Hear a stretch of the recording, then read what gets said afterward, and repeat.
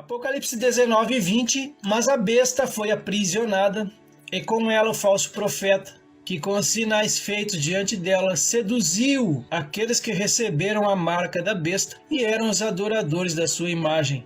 Os dois foram lançados vivos dentro do lago de fogo que arde com enxofre. A ceia sacrificada e comida são os exércitos ali do anticristo.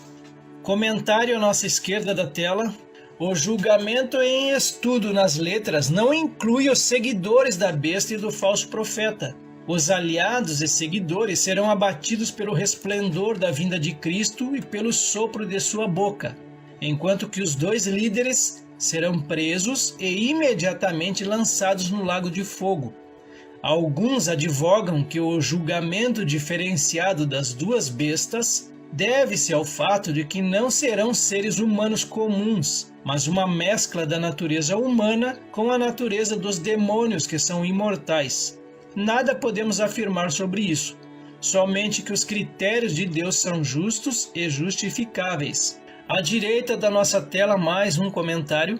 E a besta foi presa, e com ela o falso profeta que tinha feito os sinais diante dela. Refere-se a ambos caindo na batalha do Armagedon, com os quais tinha enganado os que receberam o sinal da besta e adoraram a sua imagem. Fala da arma principal de Satanás, que é o engano. Estes dois foram lançados vivos no ardente lago de fogo e de enxofre.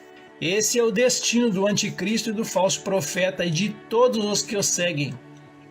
Então está aqui o subtítulo para as referências bíblicas: a condenação eterna do anticristo e do falso profeta. Daniel 7:11. Então estive olhando por causa da voz das insolentes palavras que o chifre proferia. Estive olhando e vi que o animal foi morto e o seu corpo desfeito e entregue para ser queimado. Daniel 7 também, versículo 26. Mas depois se assentará o tribunal para lhe tirar o domínio, para o destruir e o consumir até ao fim. 2 Tessalonicenses 2:8, a derrota do anticristo e de seus exércitos. E então será revelado o iníquo, a quem o Senhor desfará pelo assopro da sua boca e aniquilará pelo esplendor da sua vinda. Mais um comentário ainda dentro desse versículo, versículo 20. Estes dois foram lançados vivos no lago de fogo. O anticristo e o falso profeta serão dois homens mortais que serão mortos no Armagedon. O corpo deles será ressuscitado e lançado no inferno eterno. Eles e as nações lascivas estarão na segunda ressurreição, que, como a primeira, tem várias partes e compreende um período de tempo. Isto será a primeira parte da segunda ressurreição antes do milênio. O restante dos mortos completarão a segunda ressurreição após o milênio. Outros agentes que serão condenados eternamente. Apocalipse 14, 9 ao 10. Seguiu-se a estes outro anjo, o terceiro, dizendo em grande voz: se alguém adora a besta e a sua imagem, e recebe a sua marca na fronte ou sobre a mão, também esse beberá do vinho da cólera de Deus, preparado sem mistura do cálice da sua ira, e será atormentado com fogo e enxofre diante dos santos anjos e na presença do Cordeiro. Spoiler em Apocalipse 20, versículo 10, a condenação eterna. O diabo, sedutor deles, foi lançado para dentro do lago de fogo e enxofre, onde já se encontram não só a besta, como também o falso profeta, e serão atormentados de dia e de noite pelos séculos dos séculos. Apocalipse 20, também outro spoiler, versículos 14 e 15. Então a morte e o inferno foram lançados para dentro do lago de fogo. Esta é a segunda morte, o lago de fogo. E se alguém não foi achado inscrito no livro da vida, esse foi lançado para dentro do lago de fogo. Spoiler ainda, Apocalipse 21.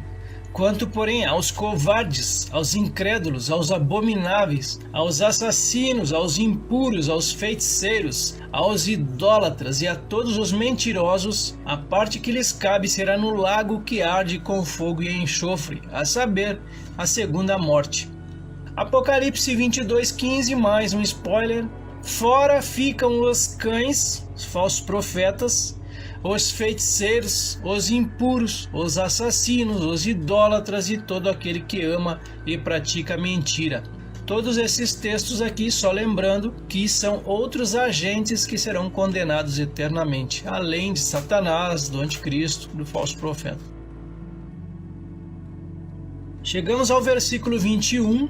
Os restantes foram mortos com a espada que saía da boca daquele que estava montado no cavalo, e todas as aves se fartaram das suas carnes. O julgamento da feitiçaria e dos feiticeiros.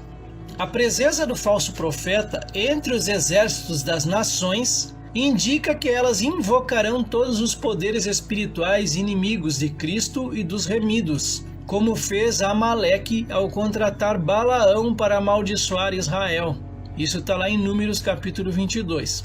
Será a última sessão de feitiçarias e encantamentos da história da humanidade, pois o feiticeiro Mor fará companhia ao seu senhor no lago de fogo. O julgamento preliminar dos exércitos humanos.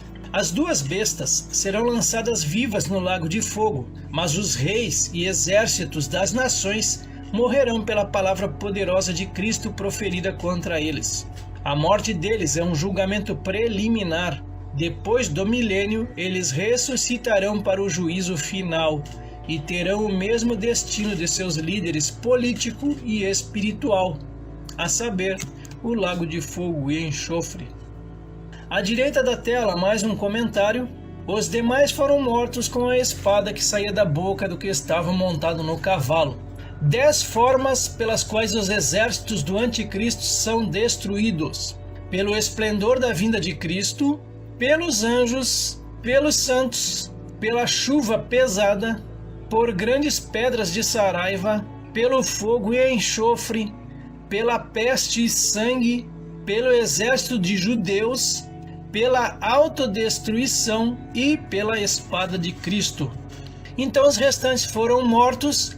Recorremos a Ezequiel novamente, é bem interessante esses textos.